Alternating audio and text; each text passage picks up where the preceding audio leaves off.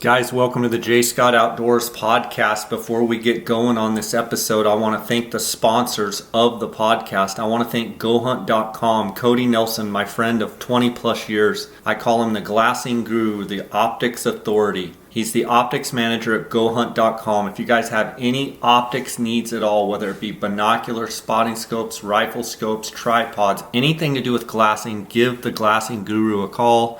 You can reach Cody at 702-847-8747. That's extension 2. You can email him at optics@gohunt.com, or you can text him directly on his cell phone at 602-399-3699. Ask him any question either by text or by call. I want to thank Cody for all the work that he does with the J. Scott Outdoors podcast listeners. I also want to remind you guys it's application season. There's not a better hunting resource than the Go Hunt Insider. For a free trial, you can go to gohunt.com/jscott. You can also get a $50 Go Hunt Gear Shop gift card when signing up. I want to thank KUIU.com, KUIU Ultralight Hunting. KUIU is the ultralight hunting gear that I've been wearing since 2010. Go to KUIU.com and you can order directly. It's a direct-to-consumer brand, and they have phenomenal gear there at KUIU.com. I also want to thank phonescope.com. Use the JScott21 promo code to get 10% off on all orders. Guys, thanks for listening to the podcast. Guys, welcome to the J. Scott Outdoors podcast. Today I've got my friend Brian Rimsza, and I've gotten a ton of inquiries while I was turkey hunting down in Mexico about when are you and Brian going to break down the Arizona Bighorn sheep application regulations for the deadline coming up June 8th. And here we are, Brian. Good to have you on this morning. Yeah, Jay, it's nice to have you back from Mexico. I know you're pretty busy, and it's always a fun time to talk about sheep, and I've gotten some inquiries too and had to tell people we're getting ready to do it here pretty quick, so here we are. Yeah, for sure. I'm over here in California. It's a little overcast today. Had a nice walk on the beach and had a good trip down in Mexico. Was down there for about 3 weeks and got to hear a lot of Gould's turkeys gobble. And I know you had a bunch of action up in northern Arizona, which you always do in the spring. Got a couple of birds on the ground and had a good time turkey hunting. Yeah, no, it was... we had a good time. It's always a lot of fun and always good to enjoy it for sure. So, Brian, here we are faced with another application deadline. We're going to go over the numbers here on the Bighorn sheep. Before we get to that, I know you've been working on some stuff with the Game and Fish, and there's some stuff with mandatory reporting. There's some stuff with OTC archery hunts. Can you give the listeners, maybe that aren't familiar with what's going on, kind of a State of the Union, if you will, of kind of what's happening and what you know at this point? Yeah, just a brief overview kind of some of the over-the-counter changes this year when it comes to the over-the-counter deer hunts. It's super important that people read the regulations this year because there were 27 over-the-counter hunts that were eliminated for archery deer hunts in some of our more popular units. Most of those eliminations occurred for December and January seasons. So I think it's real important that you pay attention to the regulations this year. Make sure you're hunting in an open unit. There were an additional 9 units, I believe, that were changed from an inning deer to a whitetail only, and a couple of other additional units. 3 of them, I believe, that were moved to a draw. So just things to pay attention to. The reason that the Game and Fish has closed some of those hunts down and made such a drastic change is they're super concerned about the deer herds and, the fawn recruitment, as well as the drought and the moisture and the impact on the deer. For those of you who don't know, Game and Fish allocates 20% of the total deer harvested in a unit to be harvested by archery hunters. And then the majority of the units that they closed or changed the structure to, that 20% allocation was exceeded. And so they have to operate within their 5-year hunt guidelines. And so their options were to close it or move some hunts to a draw. And they opted to close a bunch of these hunts. That's a difficult thing just because they didn't change the way they're going to sell tags. But we're working with the Game and Fish, myself, along with the support of some other outdoor groups, are definitely working with Game and Fish to try and come up with some alternative methods as far as the hunt structures are concerned to try and keep some of those OTC hunts open, because it's one of the greatest opportunities that we have in Arizona. And we know that drawing tags is difficult. One thing to touch on is that Game and Fish, their numbers are based on the hunt questionnaires, and if people don't turn the hunt questionnaires in, the Game and Fish over allocates the number of deer harvested to protect the deer, which makes sense. And on average, the rifle hunters are about 40% as far as turning in their hunt questionnaires, and the archery hunters this year it was 24%, and they tend to hover around 20 to 25%. I would encourage all of you to please make sure you turn in your hunt questionnaires, because when they over allocate the harvest, that takes away opportunity for you to hunt deer with your bow. So it's really important that you do fill out those hunt questionnaires. Something to pay attention to that the Game and Fish is definitely moving forward on, which is a really positive note, is that they are working on what they call a tag modernization process, and they are developing an app and an e-tag similar to some of the things that are going on in New Mexico, that I think will greatly benefit all of us. It'll make it easier to tag your animals. You won't have to worry about forgetting your tag or your license at home, because it will be on your phone. The other thing that it will do is it will require you to report your deer harvest, if you're successful, on your app or on their app, which will definitely increase the number of people filling out their hunt questionnaires, and it'll give us much better data when it comes to making hunt recommendations and making closures. So I'm really excited about that, and I would encourage all of you to read up on it. The Game and Fish has put out a fact sheet on the tag modernization process. It's on their website. It's a little difficult to find, but you can hit myself up or Jay up, and we'll get you the where you need to be to look at it and review it. I mean, now is the time. If you have some comments or some concerns, if you wanted to add them to it, you can do it. But it's definitely a step in the right direction for the Game and Fish department, and it's going to take a little bit of time, but I'm super excited about what this can do for harvest reporting and better data and streamlining the overall process of your license and tags. Good stuff. Thanks for reporting in on that. Let's dive straight into the Bighorn sheep in Arizona. Want to start off and have you kind of explain, like you do, how the Bighorn sheep draw is different than, say, applying for deer or applying for elk in the state of Arizona, as it pertains to how they structure the max or utilize the people with the maximum points and or the point structure moving down. Can you talk about that? Yeah, absolutely. So Bighorn sheep, unlike nearly all the other species, the way that the tags are, well, I guess let me back up. The Game and Fish Department does their draw in two processes. The first process is the bonus pass, where they issue 20% of the tags to the individuals with the most bonus points. Last year, that was 24 permits that went in the max. It's going to be 24 permits again this year. Individuals with max, currently their max bonus points for sheep is 32 points, and there are only 11 residents that have 32 points. What that means for those 11 residents is, stick to your guns and pick the best units that you want to hunt, because you're going to draw. I mean, based on the 5 or 6 best units in the state, those individuals should be able to draw the tag they want within the next 2 years, I would imagine, without any issues.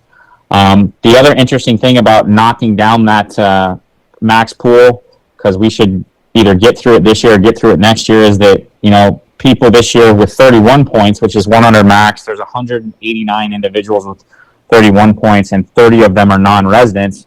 You're going to see probably 10 to maybe 14 people with 31 points draw tags in the max. Last year was the first year that we saw tags go on the max to people with one less than the actual max number of points, and there were 8 tags last year drawn by individuals in the bonus pass that had one less than max points.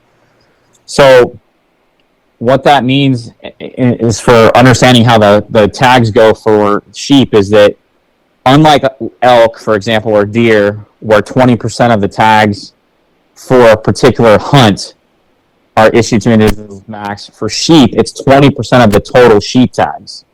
So what that means is that it's not by unit, it's not by hunt code, it's by total number of sheep or total sheep permits. So if you're an individual who doesn't have max, especially someone who has, I would say, less than 31 points, it's very, very important that you understand where the individuals with max points are going to apply, because you're not going to have a chance at those tags. And, we break that down for you so you have a better understanding, and we will definitely get into where those individuals max are applying so that you can kind of avoid that, because drawing a sheep tag is hard enough as it is. You don't want to handicap yourself by not knowing how the draw system works. Yeah, and I mean, every year you hear from people, and I hear from people, in essence, they've thrown their this year or last year or the year before's pick completely away because they've applied for units they don't have max, and they've applied for those units that always go in the max point pool, and they don't understand how it works, right? So in essence, they go 30 or 40 years of applying, and they've never even actually mathematically been in the equation. Yes, this is true, and that's obviously the problem is that, and we'll go over some of the numbers, because I mean, we continually talk about units like 22 every year, and you have, this year there were 1,400 applicants that applied for 2 permits. Well, we know that they're always going to go to guys with max, and so a lot of those people are just wasting their applications. Right. Also talk about every year how many non-residents apply for units that only have one tag, and they don't understand that non-residents have to apply for units that have 2 or more tags to even have a chance. But we're talking hundreds of people apply for units that are only resident units because they have one tag and they never had an opportunity. In essence, they just wasted their pick completely. Exactly. I mean, in order for a non-resident to have an opportunity to draw a tag, there has to be at least 2 permits in the unit.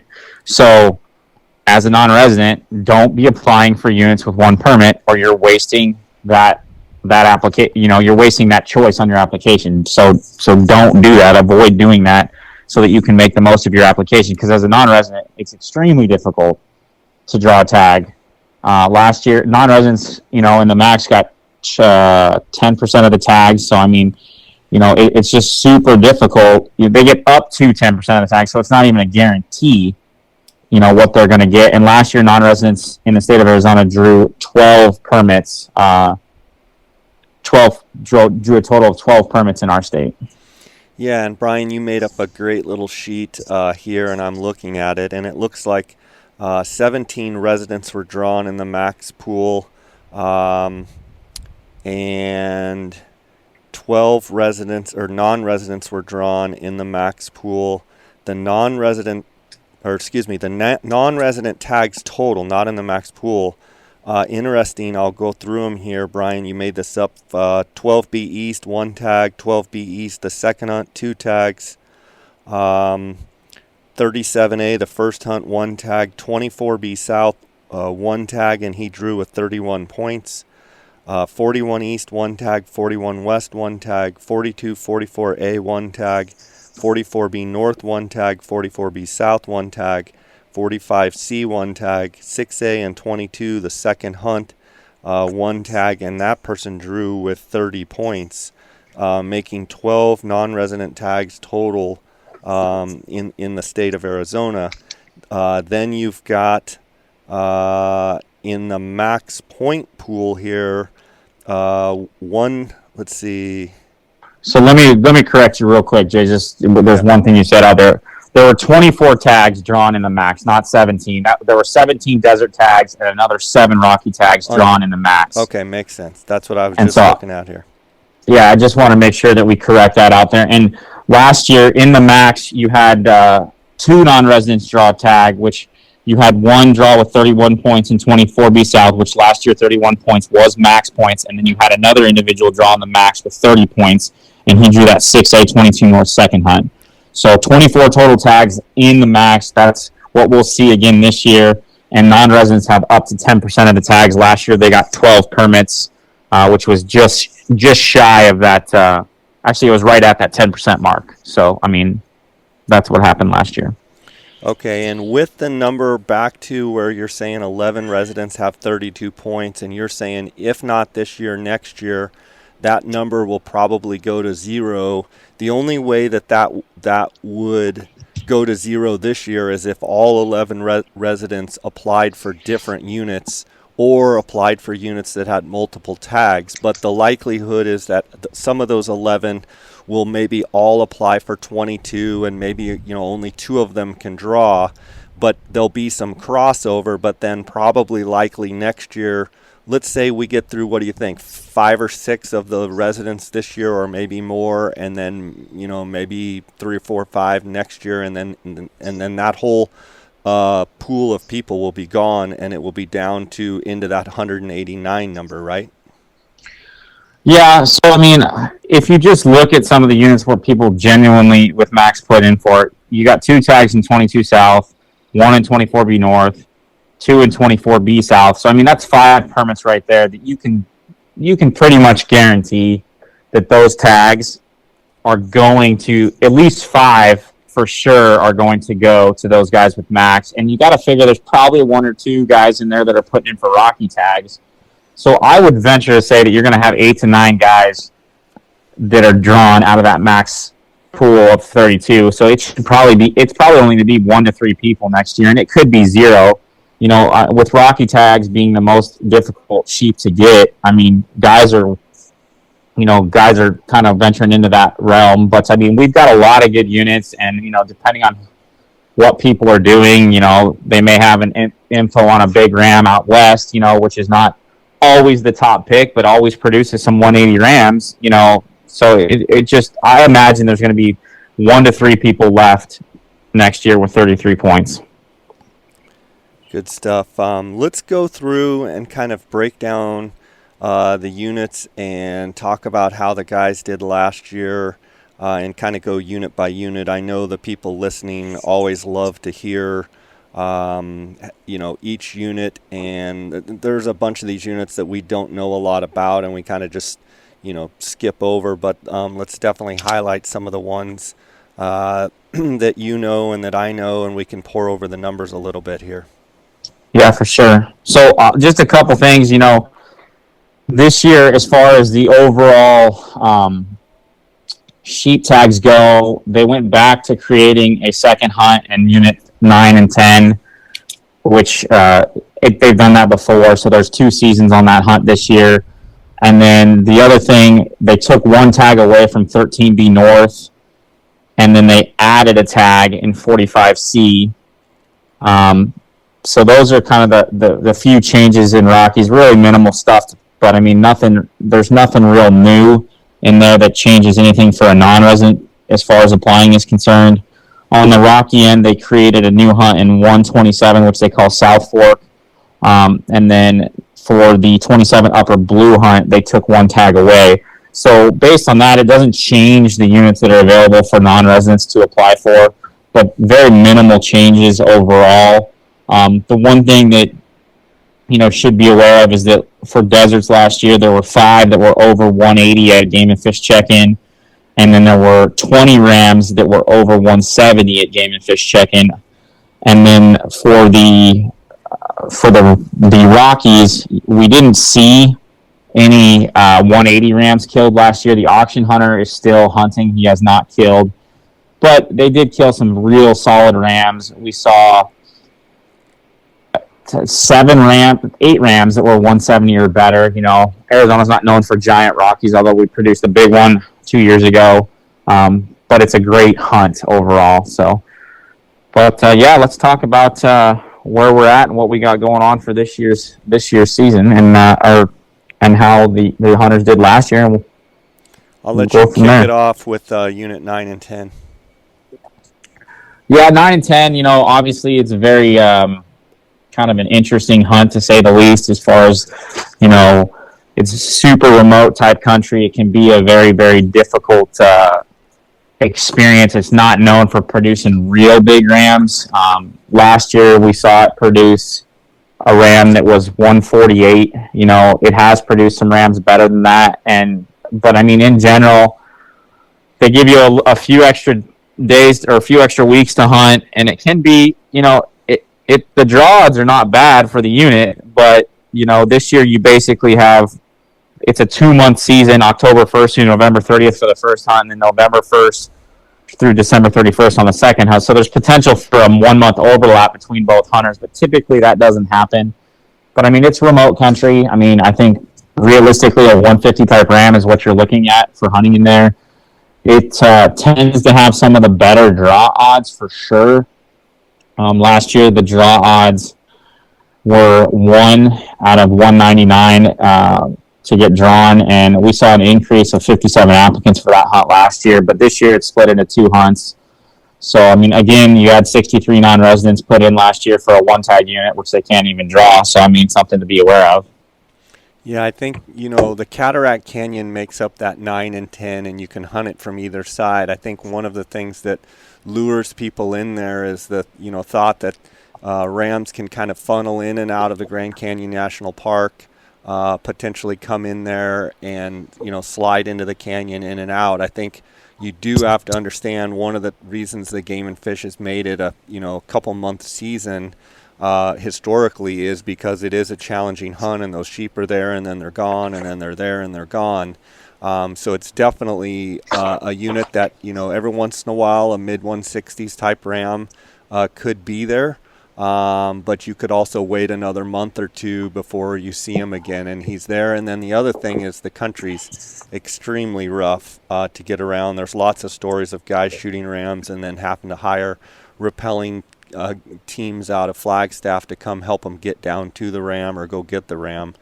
So keep that in mind. The next hunt that we can talk about is 12A, 12B West, and 13A. It looks like they stuck with the 1 tag. That, Brian, is not historically a very good hunt. I believe the simple draw odds are a 1 in 130. Last year they harvested a ram that was a 5-year-old that was a 145 ram. I have not heard, over the years, many good things about the unit as far as, quality rams. It looks like in 2019 there was not a harvest in there, a 157 ram in 2018. Definitely a unit that if you're just looking for a draw odds, good draw odds, that might be one to look at. But for quality, probably look elsewhere. I would agree. I mean, it's, remote country, you're hunting smallish rams, but the odds are good. But I mean, it can be pretty remote country, so you better have some time to spend on your hand, spending the unit. I'll let you cover 12B. So 12B East, continuing to have 2 hunts again, which is always good. I mean, they definitely kill some decent rams in there every year. It's remote country, it's big canyons, ledges and stuff like that, so you have to it can be tricky to get rams out. The right people have generally killed some pretty good rams. Last year you saw a couple of rams on the first hunt, 166, 157, 166. I mean, those are all solid rams. You'd see a couple of 145, 151, 153, and then someone who didn't harvest on the second hunt. So I mean, overall, it tends to be a kind of a primary focus for some of your non-resident hunters because it's right there in that northwest corner of the state, right on that Utah boundary. But I mean, you can do well in there. They're kind of what I would consider kind of wide flaring type rams, but in general, I mean, you're going to spend some time to work hard to kill a 160 plus type ram in there. And I mean, they have touched in 18, they killed a 172 and a 169. So I mean, every year they're killing mid-60s rams, which most guys I know are more than happy to shoot a mid-60s ram. I mean, I don't know anybody that's going to pass that up, especially in a unit like that. So I mean, you can have a great hunt, and definitely something to look at. There's some outfitters that guide in that country. So the first hunt's in November, and it's a 2-week season. The second hunt's mid to the end of December, and it's also a 2-week season. That second hunt has 4 permits on it. So, I mean, it's something to look at. Odds are good. There's always going to be tags. Every tag in that unit typically goes in the random. So, I mean, definitely if you don't have max and you just want to kill a nice sheep, then might be something worth looking into. Then you've got 13A North. I don't know much about it. There's 1 tag. It looks like 81 people put in for first choice, 68 second choice. Ironically, 60 non-residents applied for it. So there's 60 people right there that weren't even mathematically in the draw. Total applicants looks like 149. And then your draw odds there, Brian, it says 1 in 89. Is that right? Yeah, that's correct. My sheet trying to change it to a month, but yeah, it's 1 out of 89 draws. We saw an 18% increase in people applying for that tag. You know, it's not a unit that I know a whole lot about. I do know someone who did hunt it a couple years ago, and they managed to kill a solid mid-60s ram. It looks like a 163 in 18 and a 164 in 19. Again, more of an opportunity hunt to have decent odds to draw there. I'll let you dive into 13B North, which is interesting that they've dropped a tag there, but I think it reflects what's going on in that unit. Yeah, so 13B North, you know, 3-4 years ago was the unit that was producing some pretty good rams. I mean, the last what I would consider real good ram to come out of there was an 18, which was a 169 ram, and now we're seeing, you know, they're struggling to break the 150 mark. Nobody last year broke the 150 mark. You know, they were 136, 145, 145. It just is not producing the quality of rams. It's a difficult unit. You have to understand how to approach it because they're in big canyons, and you know, if you don't understand how to approach it and glass it, you will struggle definitely to try and find the sheep. And so, you know, I in years past have recommended 13B North to people to apply for. I probably would avoid it this year unless you know something or it's close to your home and you got a lot of time. And I mean, there's always a chance to dig a big ram out. Obviously, I mean, it's produced them in the past, so it could have them. We see a ton of applicants for that hunt. 1,145 applicants last year, which is up 11 applicants from the year before that. But you see a ton of non-residents. You saw 784 non-residents applied for that hunt last year. Rough draw odds are 1 out of 381. And I think something else to point out there is the Utah guys have been hammering the Utah Rams pretty good, and those Rams used to cross back and forth there quite a bit, and Utah's applied quite a bit of pressure, and I think that has something to do with the quality in 13B North going down, and I'm glad they dropped the tag, maybe build that herd up a little bit, keep the tags down to 2, and see if it can rebound. 13B South, there's 1 tag. It's not available to non-residents. Ironically, 108 non-residents applied for that unit. They did good in there last year, man. They killed a 164, a 9-year-old ram that was 164. That guy was hunting with our friend Clay out there. And so, I mean, it's a hunt that if you probably need some help on that one. The strip is remote enough as it is. And so having guys that live there like Clay and, you know, help you is definitely worth its weight in gold. And, I mean, if you're going to put in for that tag, just understand that it's probably worth spending the money to have an opportunity to kill a better ram. I mean, I think you can reasonably expect to shoot a mid-50s ram. I think breaking 160 is something that is not the norm, but it obviously can be done. Yeah, I mean, if you have a little bit of local knowledge, and I think that applies to all these units. You know, it's a once-in-a-lifetime hunt. Obviously, I'm a guide in the state of Arizona, but, you know, just looking at it from a practical standpoint, hiring someone that's able to put in the time and you know, has hunted the unit before and kind of knows how to navigate is usually a good idea. You've got 15A and 15B, 1 tag. It looks like there were 75 first choice applicants, 68 second choice applicants. Again, there were 49 applicants that were non-residents that applied that had no opportunity to draw. Total applicants 143.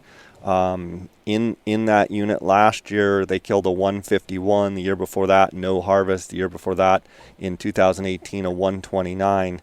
All of these 15 units kind of have been struggling. Obviously, you had the big pneumonia plague that basically wiped out a lot of these Nelson units.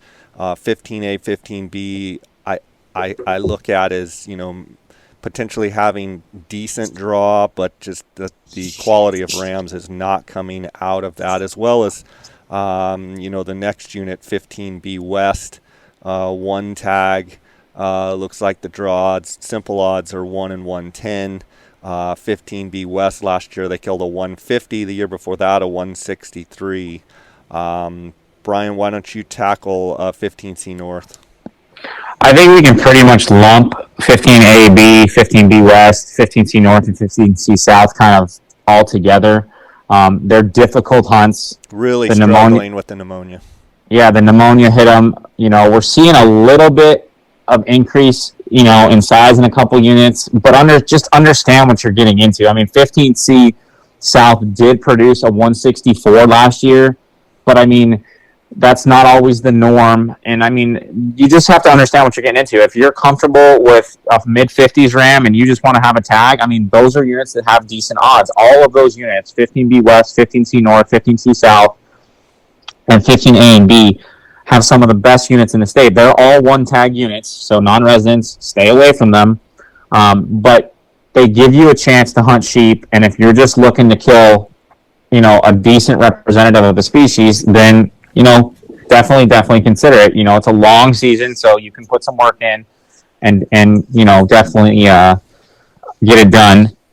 So, I mean, I think we can just kind of lump those together. I don't think we need to go into the specifics on each one of those, and I think we can come back down to 15D North, which is, I think, is something that's always intrigues everybody for sure. Yeah, I mean, 15D North, I mean, I've always said it's the crown jewel of Nelson hunting. I know Dar and I had a handful of years in a row there, the raffle hunter, and hunted a lot in 15D North and 15D South, and that unit was hammered. I remember the last year before the pneumonia, we were there for the aerial flight. I want to say they flew like 585 sheep. I remember in one morning I spotted over 100 sheep from one glassing point. Obviously the numbers are way down from there, but it's nice to see that they're still killing some very quality rams in 15D North and 15D South. 15D South has quite a bit of wilderness, and we'll kind of talk about both of them. 15D South has quite a bit of wilderness area that you can get away from people. Looks like last year they killed a 161 and a 176. In 15D North, they killed a couple really good rams, a 181 ram, a 171, a mid 160s ram. And, historically, those two units, 15D North, 15D South, have been two of the best, producing Nelson units, and also the ability to go and see quite a few sheep. So hopefully those sheep are rounding the corner, and hopefully, there's more positive things here in the future for those units. But it is nice to see that some of those units are still holding some quality rams. Yeah, and I think the one thing to touch on for 15D North and 15D South is they typically are always producing at least a Boone and Crockett ram or two. And I think if you're a guy with max and you're considering those, not that I'm telling you to consider them, I would encourage you, if you're going to hire someone to hunt with, reach out to those people in advance and talk to them, because you're in the driver's seat of your destiny. These units would also be a pretty good consideration for a guy with 31 points, one under the max. I mean, I think you could get in there with the right person or the right time and really kill a solid ram. Again, though, if I get people who call me or who ask me and they have this intention of hiring an outfitter, if you have max, call the guy you want to hunt with, figure it out first, and put in where he tells you to put in. Because you're in the driver's seat, and if you're going to hire him, listen to him, because they're the ones that are out in the field all the time, and we're giving you numbers and what we know. But I mean, if you have someone specific you're going to hire, then I would encourage you, especially if you're a guy with max points, call them before you apply. Don't draw the tag and be like, hey, I drew this tag, because they have intimate knowledge of the sheep in particular areas that they specialize in, and they can definitely help you out with those decisions. For sure. The next unit is 16A, the Mohawks, primarily the Mohawks and the Aubreys. There's 2 tags in there. Last year they killed 153, and it looks like a smaller ram, an 8 and a 7-year-old. Looks like there were 246 first choice applicants, 236 second. There were 291 non-resident applicants. Total applicants 482. That's a 1 in 241 draw odds. And it's a big unit. 16A, you need to know that there's like 5 different chains of mountains there. It's a really big unit. There also is a portion of the south part of the unit that is not a part of 16A anymore, but if you're going to 16A, you better have your chin strap buckled up tight, because it is a big unit. It's decent access getting around. It just takes a long time to get from one side of the unit to the other. The year before, in 2019, they killed a 169 and a 163. In 18, they killed a 143 and a 128. But 16A is definitely one of those units that it's big enough country that a big ram can slide through the cracks for a couple of years, and then all of a sudden, mid 170s type ram can get shot. So if you're the adventurous type, I would consider 16A. And if you have the ability to put in a lot of scouting time, and you have a December that you have a lot of time that you can devote, 25, 27, 28 days to the hunt, 16A would be one that I would consider. Yeah, and the thing to talk about that, I know the hunter that killed the 153 in there, and they are a sheep hunting family, and it kicked their butts to get the ram that they killed. So just understand, that is a grinder of a hunt, for sure. Yeah, I've been in there. It's a grinder for sure. I'll let you hit 16A South and 18B.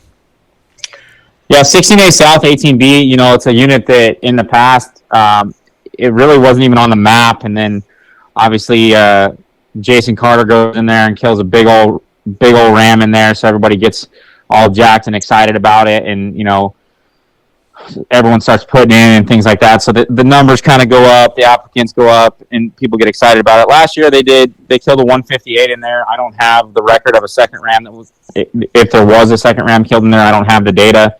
The year before that, it was a 164, 166 type ram. I know that there can be a lot of sheep in there, and, there potentially can be some better rams in there. I think it's something to consider, especially if you are someone who doesn't have max points. It would be a decent opportunity to consider. Last year, the rough draws were 1 in 265, and the number of applicants was down. Almost 200 applicants. So, people kind of paid attention. Everybody flooded the gates in the unit once they killed a 183 in there in 2018. And then people kind of backed off because the year after that was just kind of normal 160 type sheep.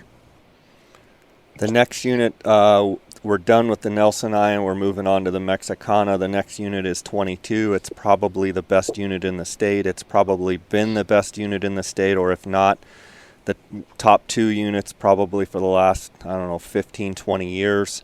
There's 2 tags in the unit,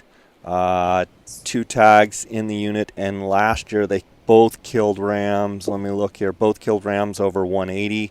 The year before that, high 170, a 179 and a 175, and in 18 a 171 and a 177.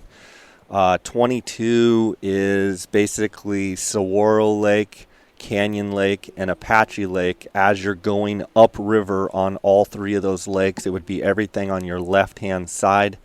And 22, obviously with the big fire there, from what I'm hearing, it did not affect the sheep habitat too much. Didn't get down to the lake, and so those sheep in 22 are doing fine. I know I had good friends in there the last couple of years. I've spent quite a bit of time in there. There are some old rams, there are some chipped up rams, some beat up rams, but 22 is basically, in my opinion, the crown jewel of Mexicana hunting in Arizona.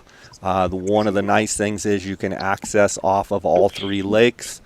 There are also some areas that you can access not on the lake that hold sheep, and those sheep seem to move around quite a bit between those three lake chains up and down the river there. But if you're looking for quality, if you have max points and you're not looking at 22, I think that's a big mistake. I think 22 is the best thing going, one of the best things going right now for a max point holder. Yeah, absolutely. The only thing I would just remind people is that there's a 22 South desert hunt, which is desert sheep, and then there's a 22 North, which is a rocky hunt. There was one publication put out by a well-known magazine where they got that mixed up. So just understand, 22 South is the desert hunt, 22 North is the rocky hunt. Yep. 24B wilderness, Brian? I mean, this has predominantly been a very, very good unit. People tend to flock to it. You know, you and I were in there in 19 on the hunt, and we've seen some good rams killed in there over the years. You know, understand the 24B South hunter can also hunt the wilderness, so, you know, potentially you've got some competition there. But, you know, it seems, for whatever reason, to kind of have declined a little bit due to maybe the fire. I know last year there were some really good hunters in there, and some of them, or one of them at least, thought that the impact with all the hikers in there, due to you know, COVID and everybody kind of being forced outdoors to do things, kind of may have disrupted some of the sheep. So I mean, it's going to be one to watch. I think you're going to see some max guys put in for the hunt. But last year, you know, I mean, they killed a 160 and a 166 and a half, which is not really conducive of what the unit has produced in the past. It's probably going to go at least a tag to a guy with max. So just consider that and be aware of that. I think we saw that, though, the year before in 19, Brian, when, you know, you and I worked the unit over really, really hard, and, you know, we were not seeing the quality that we were expecting to see, and then to see the hunt numbers reflect last year in the you know, the mid-60s type, low to mid-60s rams. I mean, we almost could have predicted that from what we saw the year before. Hopefully those sheep will rebound a little bit. I know there is room for those rams to move around and for a big one to be there. So, you know, hopefully we haven't seen the best days in the wilderness. Hopefully it comes back and things bounce back. The next unit is 24B North. Again, I think if you have max points, this is the other unit that I would look at very, very hard. There's only one tag, so it's only available for non-residents. This is probably my favorite. That and 22 are my two favorite units to hunt. This is basically Canyon Lake and Apache Lake, everything on the right-hand side as you go upriver towards each dam. 24B North, you can access off the lakes. You can also access some of the areas by foot, but there's always quality rams bouncing back and forth from 24B South into 24B North, coming over to the lake. A lot of times those rams are transient and just moving around looking for ewes. I had the 24B North hunter, I believe 2 years ago, killed a really good ram, a 183 ram if I remember correctly, on the first day. But 22 and 24B North would be my two top picks for those 11 guys out there listening with max points. And if you're young enough and you're in that 31, the one under pool, you know, and let's say you've got, you know, 20 years of hunting left under your belt, I would strongly consider, you know, maybe waiting and holding out for potentially getting to draw that 24B North or 22 tag. Yep, I agree with you. I will touch on 24B Wilderness just real quick that last year no tags were drawn in the max, so that was kind of a change from what we've seen in the past. Okay, good stuff. I'll let you cover 24B South. Yeah, 24B South, which also encompasses the wilderness, last year was a good hunt. I would probably consider it as like your number 3, like you talk about 22, 24B North, and then 24B South. I mean, they killed a 178 and 176, which are just tremendous rams. There's a lot of good sheep country in there with a lot of good genetics in there. So, I mean, it's a good unit. Last year we saw all the tags last year go in the max. And so, I mean, that is something to avoid. Obviously, if you're not a max point guy, I would expect the tags again this year to go in the max in there. I think the quality's there. I think you could kill a mid-70s ram. So, I mean, I definitely anticipate it going to guys in the max. Last year, there were 5 applicants that applied with max points, and 2 of them drew the tag. Next unit is 28 South. There's 2 tags, 363 first choice applicants, 250 second, 217 non-residents applied for that. Total applicants 613. Give you a simple odds of 1 in 306. 28 South, they killed a 173 and a 152 last year, a 175 and a 169 in 19, a 189 and a 172. 28 is one of those units that if you really put a ton of time in and you have everything line up just right, you can get those high 70s type of rams. The cream has been taken off the top a little bit there with several of those rams, so it'll be interesting to see how it shakes out this year for sure. Yeah, I mean, in 18 and 17, we saw 2 giants killed in there, and so everybody kind of flooded it, and it's kind of leveled off a little bit, but definitely a unit. I think you can kill a low to mid 70s ram in. Last year, both tags went to people with max points. You probably won't see that happen this year, but just keep an eye on it. I mean, there were 4 guys that applied with max last year, and 2 of them drew. So, but I bet at least one of them will go to someone with max. 31-32, 3 tags, 843 first choice applicants, 423 second, 389 non-residents applied, 1,266 applicants total. It's a tough draw. It's 1 in 422. The quality in 31-32 last year, 158, 164, 168, where the year before was a 149, 169, 168. The year before that was a 180 and a 176, and the year before that was a few mid-170s and a couple around 160. Aravaipa Canyon, I mean, historically, that's where, that's kind of where it all started. And, I think this unit, I think there's potential for a couple of really good rams to come out of 31-32. Yes, I do. 1 tag was drawn by an individual in max with max points. It's some rugged country, and there's some really good-looking sheep. So it's not uncommon for someone to shoot a mid-60s ram and think it's a better ram, because there are some good-looking rams in there. So, I mean, I definitely think it's a unit that if you're comfortable with a low 70s ram, it's something you could look at if you had max. If you're a guy with 31 points and you're looking to draw sooner than later, definitely something I would consider applying for. I'll let you cover 37A. So 37A is kind of an interesting unit. They split it into 3 hunts now with 2 tags each to try and eliminate some of the pressure, which I think is a good idea. Nobody wants to be chasing all over the same rams. It's got good sheep in it, and it's continually produced good sheep. We have seen it's had 6 tags in it for the last 2 years, and in 19 we saw it produce 5 170 rams, and then in 20 we saw it produce 4 170 rams but 5 book rams. So I mean, it is still producing great sheep. I think what's kind of most interesting to me is that no tags were drawn by individuals with max for the first hunt.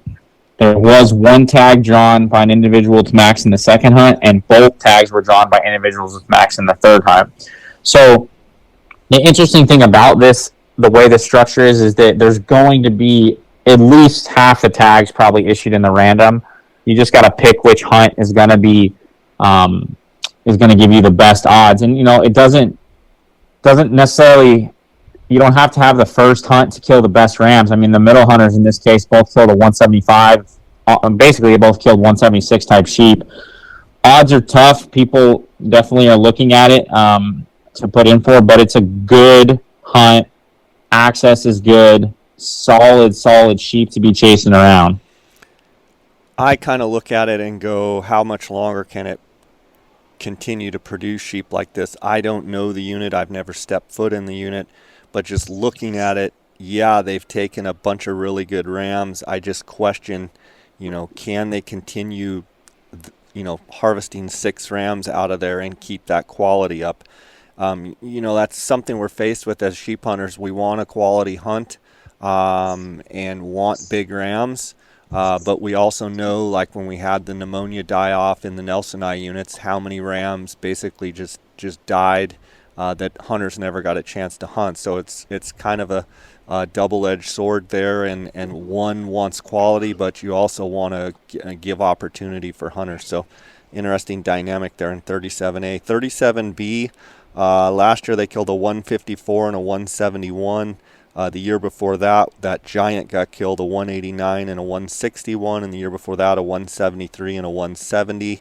37B, that's kind of over by Superior and Picket Post. There's 2 tags this year, 834 first choice applicants, 416 second choice, 542 non-residents, 1,250 applicants overall, a 1 in 625, so the odds are pretty rough. But a good unit. I think you've got transient sheep that kind of move around. You might have some rams that might leave the 24B wilderness and head over there as well. Definitely a hunt that there's, the chance of shooting a 170 ram is pretty good. It's pretty rugged country, and that Picket Post Mountain, that's some pretty rugged stuff. So make sure you're prepared for that.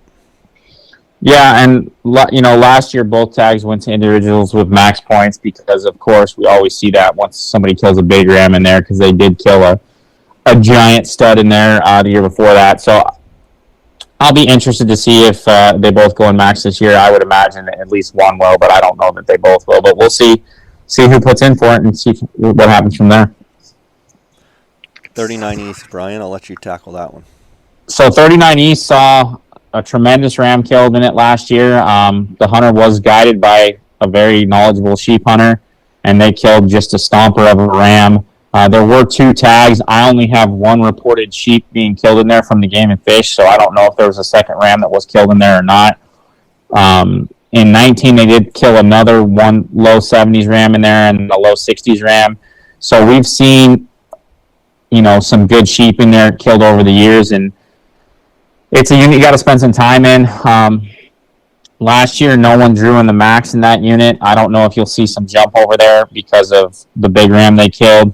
But the rough draw odds are 1 in 319. It's a unit to consider. You're going to spend some time, and there's going to be at least a tag that's probably left in the random and probably both tags in the random. But it's definitely a unit that can produce a solid, low to mid 70s type sheep. And I mean, they killed a giant in there last year. Yeah, I mean, it's one of those units that for years it was kind of a dog, and nobody really wanted it, and they weren't killing hardly anything over 150. But what happens is you get those units that will kind of cycle around, and maybe for 4 or 5 years the right hunter gets the tags, and then all of a sudden a ram or 2 rams with the back-to-back a 170 and a 179 this last year, that's just a case of a ram slipping through the cracks, getting some age on them, and a beautiful ram. Actually went to high school with the kid whose dad shot the ram, and just a big, nice, beautiful ram. 39 West, last year they killed a 163 and a 162. 39 West historically produces some pretty nice sheep. In 19, there was a 172 and a 167. In 18, a 153 and a 164. 39 West, there's 2 tags, 282 first choice applicants, 265 second, 124 non-resident applications, 547 total applicants, 1 and 273. 39 West is a fairly easy unit to hunt, fairly decent access, and it seems like they're always killing rams kind of in that low to mid 160s. Yeah, no tags in the max last year. Occasionally we'll see one trickle in there. Definitely a good, solid hunt. I mean, I think you can do well in there if you're looking for a good, solid representative of the species, and depending on how much time you want to put in there. But it's definitely something to consider, especially if you don't have max points. 40A, there's 2 tags, 195 first choice applicants, 176 second, 192 non-residents, 371 total applicants, simple draw odds of 1 and 185. In 40A last year, they killed a 147 and a 148. And then the year before that, 2 160s. And then the year before that, in 18, a 173 and a 149. 40A is one of those units, it borders the Papago Indian Reservation, the Tohono O'odham Reservation. There's a lot of illegal traffic moving in and out of there. Historically, there have been a few good rams killed in there. I think it's one of those units that if you could really put in a bunch of time and pass some of these 140, 150, maybe 160 rams, that you get some of those rams that kind of move back and forth and move around. It's not like super good glassing country. It's kind of choppy, not big panoramic, viewpoints from one spot. You kind of have to roll. It's kind of got rollers and kind of got to move a lot. So it's a difficult unit to hunt, but definitely one that, from time to time there can be a big ram around. Yeah, it takes that's a hunt that's going to take the right hunter. I mean, there's a lot of things that kind of impact that hunt. Illegals, ability to move, time, being able to spend time in the field. So, I mean, that's definitely takes the right type of hunter. I'll let you do 40B Gila. 40B Gila, always producing some good rams. It's kind of like the moon, man. It's just deserty country out there, and just really, really desolate type stuff. We saw 2 good rams killed in there last year. The best ram was 175. It was guided. And it's actually, I believe that's the ram that's on the cover of the Epic magazine that just came out, killed by a young lady. And then the second ram was a 170 ram that was killed by some local hunters that lived down there and had spent a bunch of time in there. So, I mean, kudos to them. Those are giant sheep. They also killed a 155 and a 159. Typically, this unit will always produce a book ram. We saw 171 and 19. It's going to take some time. It's very desolate moonscape. I've had a friend that hunted it a couple years ago. But, I mean, overall, definitely 165 to 170 potential. Good hunt for a really, really good Mexicali type sheep. Last year, you saw 437 first choice applicants, 552 second choice. You had a total of 545 non-residents. Overall, rough draws were 1 and 247, which was a decrease of 208 total applicants from the year before that. So, but definitely, if you don't have 32 or 31 points, I would definitely be considering at least the Gila, depending on your physical ability and how much time you got to spend in there. 40B Copper Mohawks, 2 tags, 613 total applicants, so simple odds of 1 and 306. That's an increase in 315 applicants there. The Copper Mohawks last year shot 2 155, 154 rams. The year before that, 2 mid 160, 166, 167. Historically, it's kind of like a low 160s type of unit. It's similar country to the Gilas. Pretty desolate country as well. I don't know a ton about it. The 40B Tanaja Altas, 2 tags, 510 total applicants, simple odds of 1 255. That's an increase of 161 applicants. Last year they killed a phenomenal ram, a 179 ram and a 168. And the year before that, 170 and a 168. So, I mean, 2 years in a row they've killed bang-up sheep there in the Tanajas. I don't know what's left there, but, it's definitely on my radar of, 2 years in a row, 4 rams, 4 book-type rams. That's doing a unit that looks like it's doing really good on paper.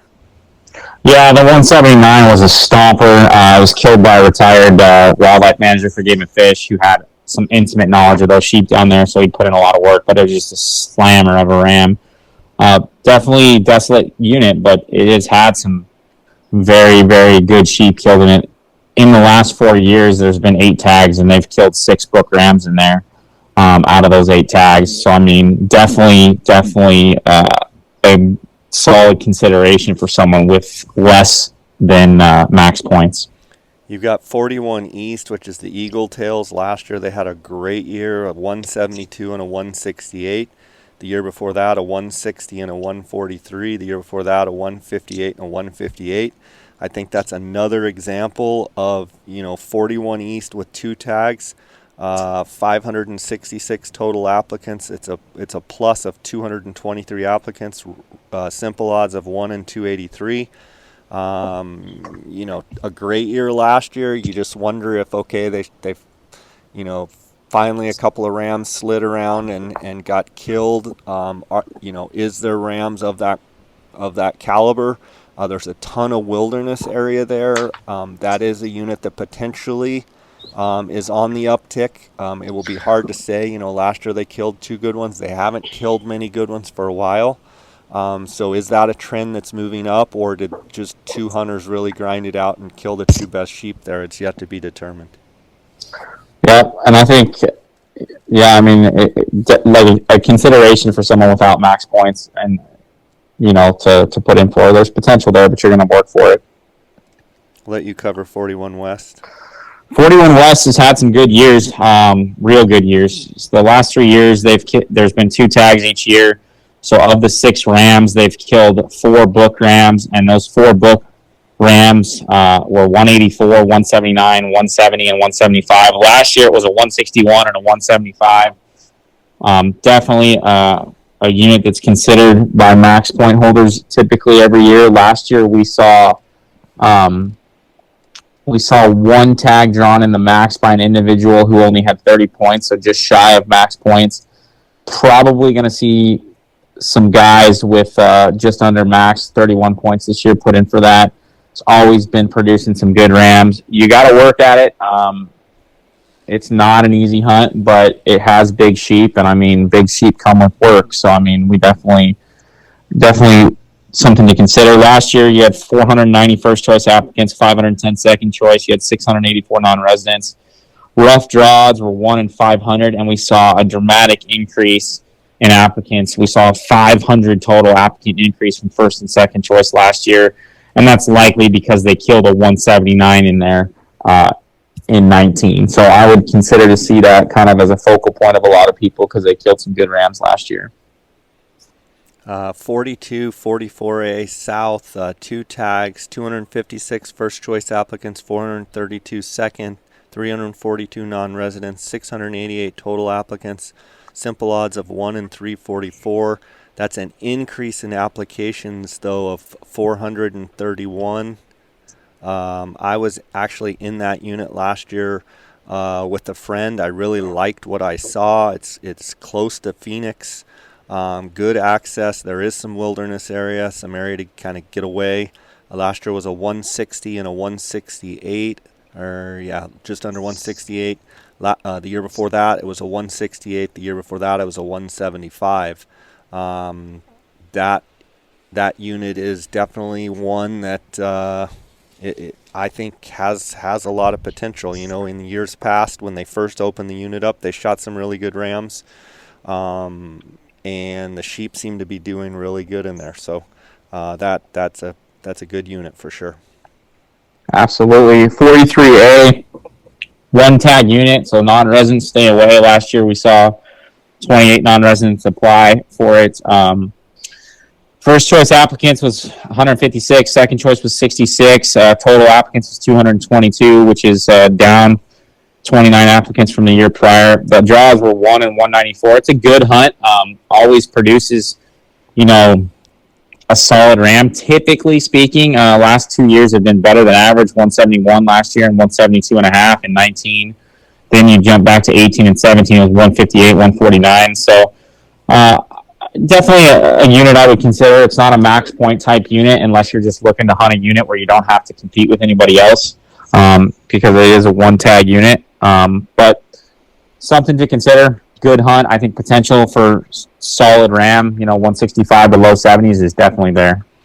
43B split into 2 hunts, four tags each hunt. Roughly 812 applicants for the first hunt, 1,200 applicants for the second hunt.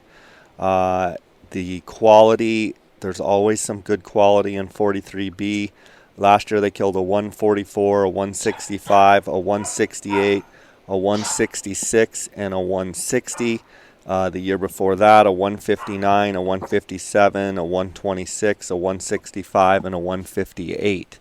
So 43B historically always has a decent sheep around for sure. I mean, they've shot some mid-170s rams in 43B, and I think there's opportunity written all over it with 4 tags on each hunt.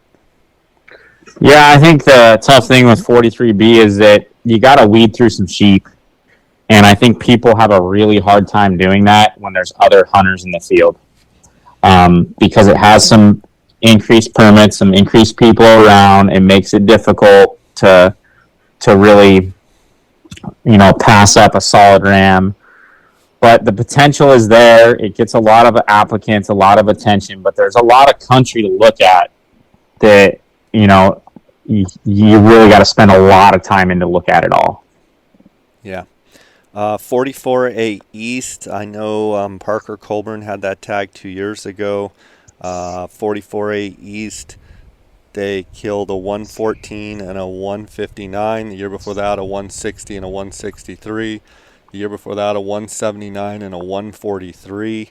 44A, there's 2 tags, 150 first choice applicants, 157 second choice, 124 non-residents, 307 total applicants, of simple odds of 1 in 153. Pretty tough unit, not tons of sheep. I think there is potential for a big ram to slide around there and someone to find something like that, but it's also a unit that you could go days and not see a sheep. Brian, why don't you cover 44A West? 44A West is one tag unit. Last year killed a 157. The year before that, a 159, and then we saw a 173 in 2018. That's a tough hunt type of deal. It's remote, rugged country. That 173 that was killed in 18 was a guided hunt. There's a lot of intimate knowledge there. So you're looking low 60s ram, occasionally a big one can trickle in there. Tough, rugged country. Be mentally prepared to spend some days in the field. 44B North, the Plomosas. Last year, a 160, a 160, and a 165. The year before that, a 155, 169, 164. The year before that, a 168, 166, 161. Historically, I've guided in there a handful of times. We used to kill a lot of 170 to 175, 176 type sheep. The increased tag numbers, they have kind of taken the cream off the top a little bit. There is 3 tags in there, 600 first choice applicants, 408 second, 395 non-residents, that's down 54. Total applications, 1,017, that's down 77. Simple odds of 1 in 339, that's down 77 applicants total. 44B North is kind of the country club of sheep hunting, very easy access, lots of sheep. I do think the cream has kind of been melted off the top there. For years they didn't have as many tags, and I think you're just seeing, the age class come off there a little bit. I still think there's potential for a decent ram, 170 type ram, but I think the days of, high 170s rams are behind us in that unit. But it does have numbers, and you never know. Yeah, I think if you're an older individual or someone who has some physical limitations, 44B North is definitely a hunt to consider. Last year there was only 1 tag that was drawn in the max, and only 1 person with max points last year put in for it. So I would, if you're up there in points and you have some physical limitations, I would consider 44B North, because you will have a tremendous experience. Yeah, it's great. And see a lot of sheep. Good getting around, quality, good numbers. It's a good hunt. Yeah. 44B South, this unit's kind of hit home on the map quite a bit the last couple of years. Really good sheep being killed in there. Basically, in the last 3 years, there's been 2 permits each year, and there's been 6 buck rams killed. They broke the 180 mark with a ram last year, just over 180. And then they killed another ram that was 168 last year, and then the year before that was a 181 and a 176. So it is an up-and-coming unit. It's been a focal point of a lot of individuals to apply for. We saw our odds last year. First the choice were 525 applicants, which was up 251 applicants, almost double. Then second choice was 310 applicants, with your overall total applicants 835, which is an increase of 212 total applicants, first and second choice. And the rough draws are 1 and 417. So it was, it's a good hunt. I would not be surprised, though, to see potentially someone with some homegrown knowledge who's reached out to an outfitter who puts in for that hunt with max points, depending on, what's there. But definitely something, if you have 31 points, I would be definitely looking at it. 32 points, if you talk to the outfitters who work in that area, they may be able to give you a better knowledge if you're going to put in there with max points. But, I would say if you're a resident with 32 points, max points, and you put in for that hunt, you'll probably draw it. So I would want to talk to the guys who know it the best if it's worth your points. Yeah, for sure. One thing I really like about the unit, I was in there a couple years ago with Logan Hall. You can get from one end of the unit to the other pretty easy. There's pretty good road access where you can parallel the mountains, and there are sheep from one end of the range to the other. It's basically a unit that's kind of a north-south unit, runs from north to south. It does parallel, it's an east to west unit, meaning you can run that I-10 corridor along there and basically cover one side of the range and then skip over on the pipeline and cover the other side of the range. You can get around really good. Not as good as, say, 44B North, and there's some distance between where you see them from the roads and where you got to go in and get after them. And I do think rams bounce back and forth between there and the Kofas to the south. So there is always potential. Historically, this was one of the best units in the state, the New Waters, and it still is. And I think there's a lot of potential there. Brian, I'll let you cover the Kofas. So the Kofas consist of 45A, 45B, and 45C. I'm going to touch on them all. Typically, they don't go in the max. They offer quite a few permits. We're going to see it again this year, where 45A has 3 tags, 45B has 4, and we saw an increase in 45C. They'll have a 4th tag in it. And then the thing is that I want you to understand is that some of that country is pretty remote. 45A and B share a border where the sheep tend to hang out right on the border. It is not uncommon to have rams killed right on the border from one side to the other. The Kofas are coming back. The Game and Fish has done a very good job eliminating the mountain lion issues that were plaguing the Kofas. Historically, the Kofas, in the 90s were some of the cream of the crop units, and they have some really good genetics in there, and we're seeing that. 45A last year had a 161, 166, 168. 45B had a 169, 151, 161, 169, and 45C had a 157, 171, 147, 161. I'll tell you, the most remote unit of the 3 is 45C for sure. I had that tag back in 97. It is very remote because you have some military proving grounds on the south end of it that are foot access only, limited roads. So, there's potential for a good ram to kind of slip in there, and we've seen some good rams in there over the years, and, last year they killed another one. So these are great opportunities for guys that don't have max. They're great opportunities for non-residents. I encourage you to definitely look into these units. Just rough draw odds for 45A is 1 and 274. 45B is 1 and 246, and 45C is 1 and 328. So definitely something to consider if you're not a max point holder. It's a fun desert sheep hunt. It's remote, but can be a good hunt. 46A East. 46A East, they killed a 157, a 171. Excuse me. I think you're looking at the wrong. Yeah. 152, a 160. The year before that, a 175 and a 157. The year before that, a 169 and a 160. 46A East, 2 tags, 184 first choice applicants, 159 second, 174 non-residents, 343 total applicants for a simple draws of 1 and 171.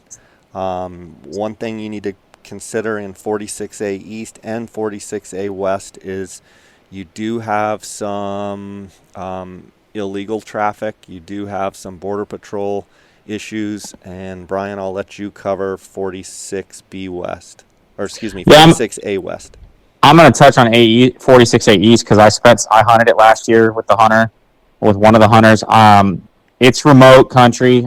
You have 2 mountain ranges that you can access. One of them, which is the Childs Mountains, is super easy access to get to the top. But I mean, you got to walk the mountain range, and you need to get some access through the military to the southern end or to the northern end of it. And the other mountains are the growlers. The guy who I helped last year spent, I think it was 25 or 26 days in there. This is a hunt where the sheep really can move around, and you kind of got to catch them in the right place at the right time. It has potential, but it is physical, and you need some help. It's not that far from the valley, but you definitely need some spotters with you to help you out. So it was a rugged hunt. We killed the 152 ram in there last year, and he was 12 years old. He's an ancient ram. But it's definitely a rugged hunt, but there is potential to kill a good one. So I will move to 46B East. I've hunted this unit with some friends. It is rugged. It is remote. It is a 1-tag unit. The draw odds are genuinely some of the best in the state at 1 in 100, but you will be covering 10 to 15 miles a day on foot. Last year they killed a slammer in there. Greg Coons, a friend of ours, guided the hunter in there, and he really has it dialed in with mules and setting up camp and everything to try and, even with the mules setting your camp up, you're still doing 10 to 15 miles a day on foot. I mean, you got to spend some time moving in there. Greg killed a giant in there. I mean, he has more knowledge than anybody I know in that particular unit and 46B West. So, it's rugged. So just understand what you're getting into. It is not an easy hunt. Basically, there's one road on one side of the mountain range, and you got to walk, 2 to 3 miles into the mountains, and then to get to the backside, you either got to come from the north end and walk all the way down, or there's a few passes that'll get you through. But it's a rugged experience. And not only is it rugged, there's no water in essence, right. So you have to pack everything with you. It's not like, there's water readily available. You have to pack everything. Whether you're camping on foot or camping off a mule or a horse, you have to pack water in, and you have to plan way ahead of time in both units. Yep. 46B West, always a good unit for people to apply for. It's rugged. You got to spend some time moving around in it, but it's a traditional sheep hunt. You'll see some sheep. You'll see some good rams. You got to spend some time. You got to plan. Always genuinely produces, at least 1 or 2 book rams. Last year you saw 161, 158, 146, 134, 162. Again, it takes the right hunter to kill the better ram in there because you got to work at it. You got to be willing to pass some smaller sheep. But I mean, it's a good unit to put in for. I've hunted it. We killed a 175 in there when I hunted it back in 14. That's not the norm, but it is doable. The rough draw odds is 1 in 211. Again, it's a remote unit. You're going to have to spend at least a week or plus in there to give you the most bang for your buck. But draw odds are generally pretty good with 5 permits. Definitely something, if you're in physically good shape and you're a non-resident, I would be looking at. That's all the desert hunts, Jay. I think now we got to just touch on some of the rocky stuff, right? Yep, let's dive into the Rockies. So first is the 127 hunt, Blue River hunt. There's one tag. Last year, that one tag was drawn in the max.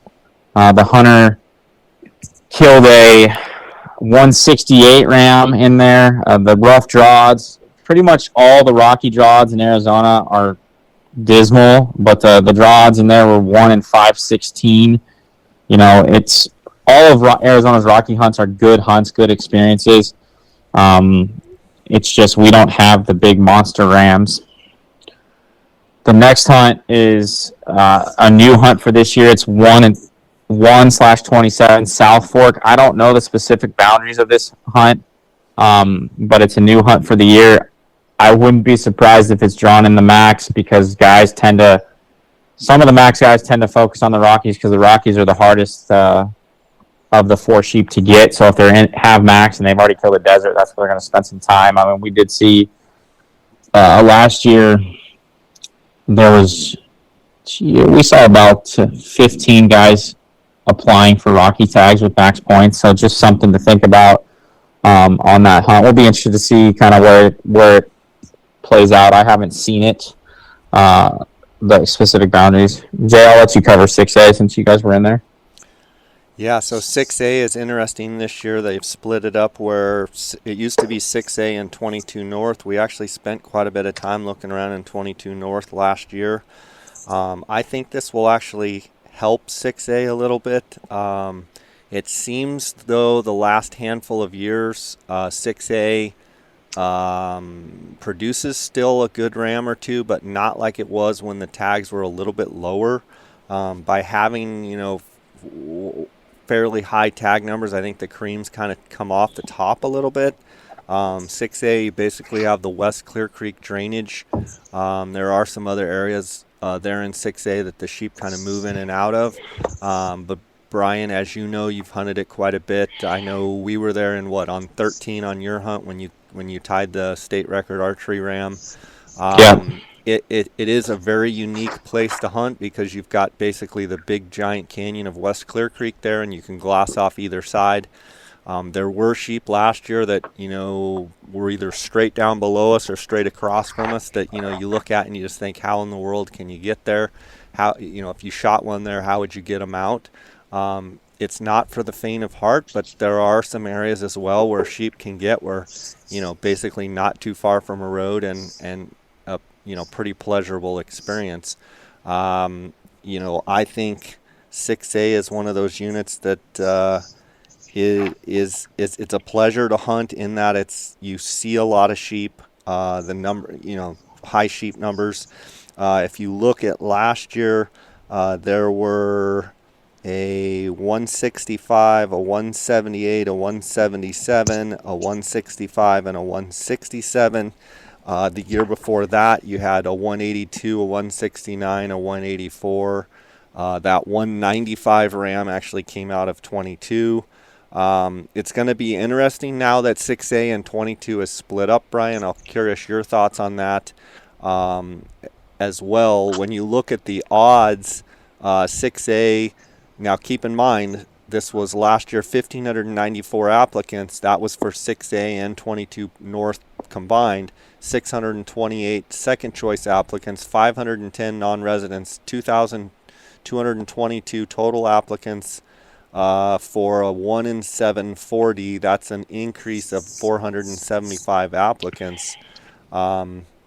I don't know. I think splitting it up and relieving a little bit of the pressure on the canyon will probably make for a little bit more enjoyable experience. Your thoughts? Yeah, it's definitely going to be better because it's going to force people now to hunt those 22 sheep because honestly, the 6A sheep in West Clear Creek are the easier sheep to get to. They're easier sheep to find. And if you give it a little time, they tend to move. So, but I do think it'll be better. I do think that both hunts will be great hunts. And it'll be interesting to see. I was surprised last year because there was only one. So there was one tag on the first hunt that was drawn in the max, and then both of the second hunts were drawn in the max, which I was a little surprised to not see more of the tags in the first hunt get drawn in the max. So we'll see how it plays out this year because now you've got it split. Yeah, I mean, the guy I into- took only had 7 points. Yeah, so I mean, the randomness does happen for sure. Cover I 22 would- north.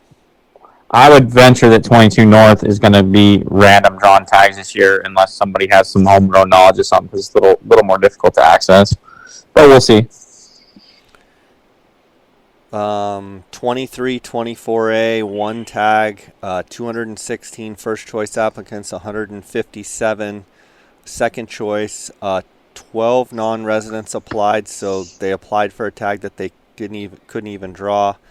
373 total applications for a 1 in 373. I don't know much about that 23, 24A hunt. Brian, do you have any knowledge there? No, I mean, all I will say is that the ram that was killed in there, I don't think is indicative of what's there. They have killed better rams in the years like a past. 148 was killed, and then a 173 the year before that. Yeah, I mean, 148 is not conducive of what's in there. They had killed a 173 in 19, a 166 in 18, and a 181 in 17. That tag was drawn in the max. There was one guy with max that put in for it, and he drew the tag. So I don't think that that's really conducive of what's there. 27 upper blue. Yeah, Upper Blue last year had a good year. Killed all 3 rams were over 170, with the biggest ram being 173 and almost 174. You know, good hunt, rugged country. You're going to spend some time moving around, looking at some country. I definitely think it's something that can be, you know, you can do well on. There were no, let me see, there was nobody that drew that tag with max points last year, so it went to the random guys. But it's rugged. I think that's the biggest thing to understand and look at is know what you're getting into when you put in for that hunt. Why don't you finish up with 27, 28? So 27, 28, you got 2 hunts, a lot of sheep, fairly easy access to a lot of country. There's definitely some places that sheep can tuck away that are more difficult to get to. I don't think a lot of guys get to the more difficult places because the sheep that are easier to see tend to be decent sheep too. First hunters, 172, 162, 171. Second hunters was 161, 166, and 170. I know the guy that killed the 170 ram. Beautiful sheep on that second hunt. Overall draw odds for that hunt. For the first hunt, you're looking at roughly 1 in 569 are your raw odds. And then your second hunt were 1 in 524. These are good hunts, not that difficult to access. Some physically kind of country, cliffy type country in places, but really you can drive to places where you can look at a lot of the sheep. They're fairly visible and you can get to them. So, I mean, it's definitely a good hunt. And last year, we saw 1 tag on each hunt get drawn by individuals with max points. Well, that kind of covers the numbers on the sheep. Brian, if I had to put you on the spot and if you were a max point holder for deserts and you were max point holder for Bighorn and you were eyeballing deserts, what would be your top 4 or 5 picks? I mean, my top pick, and I know a couple guys that have max points that are probably not going to be happy that I say this, but would be 22 for sure. I just think it's the best place to kill a mid-70s plus sheep. It's a fun experience. I think 24B North for the right hunter at the right time. It's a remote place, can produce an absolute slob. 24B South definitely has potential, a little more physical. The bigger sheep seem to be a little more difficult to find. Those are my top 3 for sure.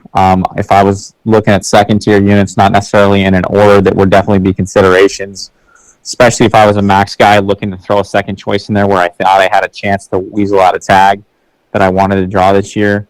I'd be looking at 28 South. I'd be looking at 44B South. I would be considering 37A. Probably the first hunt would be my consideration on those opportunities. So the one thing I will tell you, if you're a max point holder, please make sure you buy point guard, because in the event that something crazy happens or you change your mind and you draw your second choice and you realize that, next year there's only one person with max and you can turn your tag in and get that 22 tag that you wanted, something to consider.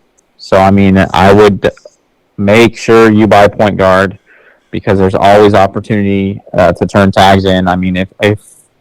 If you're the sole guy with max points going into the next year and you can get the 22 tag as opposed to maybe one of those second tier units, definitely a consideration for that option. So think about that. Make sure you're paying attention to where you put in and filling out your applications, and get them in early, because you don't want to have any issues with a portal and not getting your stuff in, taking any chances with such a precious application. For sure, and non-residents out there, make sure you apply. Make sure you apply for units that have 2 or more tags. Don't waste your choice. And those guys out there that don't have max points, and, I get the 8, 9, 10, 12, 14 guys, 15 points, and, they're like, well, I get it every year. Well, I want to hunt sheep, and I'm like, you have to be applying for some of these quote-unquote mid-tier units to even be in the running. You got to give yourself the best odds possible, because you'll end up being 80 years old and still haven't drawn. And I just don't think people understand how much they really need to play the odds and how important it is to play those odds. I recommend, if you don't have high points, don't swing for the fences as your first choice. Swing for mid-tier, mid-level units that give you a chance to draw if you want to hunt sheep in your lifetime. Brian, it's always great having you on the podcast. Want to give you a chance to any final thoughts, anything that we didn't cover, and thank you again for coming on here.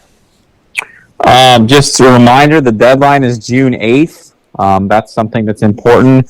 The other thing is pay attention to kind of the Game and Fish website with some, as it pertains to the hunt guideline process, which is the 5-year process that sets the 5-year regulations moving forward, and how the Game and Fish operates is going to open up in January. So I would encourage you, if it's something that you're interested in, to pay attention to. I will be working as part of the Bow Hunting in Arizona Record Book and the Arizona Bow Hunters Association, as well as any other organizations that want to support me in working with Game and Fish, to kind of open up that communication line to make sure we continue to utilize all the tools we have, because it's a difficult year, difficult drought.